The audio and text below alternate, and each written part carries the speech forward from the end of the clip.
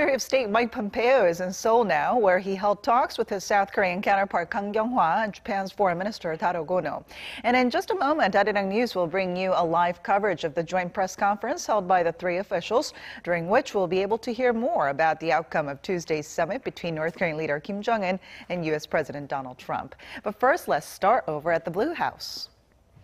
U.S. Secretary of State Mike Pompeo was there at the Blue House earlier this morning to brief President Moon Jae-in on the results of Tuesday's historic North Korea-U.S. summit. Now let's connect to our Blue House correspondent Hwang Hojun, who's on the line for us. So Hojun, we know Pompeo is currently meeting with his South Korean and Japanese counterparts, but what can you tell us about the meeting he had with President Moon? Well, Jiyoon, Mike Pompeo met with President Moon starting at 9 a.m. Korea time. So within 48 hours of the Kim-Trump summit in Singapore, he was relaying news about it directly to the South Korean leader. We've been told that the meeting lasted for about an hour, so it seems they had a lot to chew over. According to full reports here at the Blue House, President Moon congratulated the U.S. for the successful summit with North Korea while greeting Pompeo, who himself played a key role in making that meeting happen with his trips to Pyongyang. President Moon noted how there are mixed evaluations on the joint agreement signed between President Trump and Kim Jong-un, but said the most important thing is that it helped the international community, let alone the U.S., Japan, and South Korea, to break away from the threats of war, nuclear weapons, and long-range missiles. He called it, quote, a great historic achievement.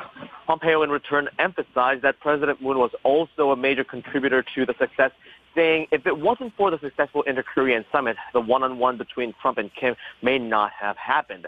The top American diplomat added the Singapore summit was a huge first step, and that Seoul and Washington must closely cooperate to bring about better results in the future, ultimately establishing lasting peace on the Korean peninsula.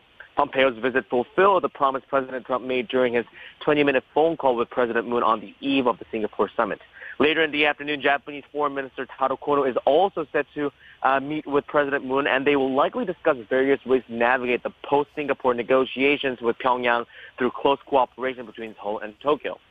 Afterwards, President Moon will convene a full meeting of the National Security Council, this according to the Blue House.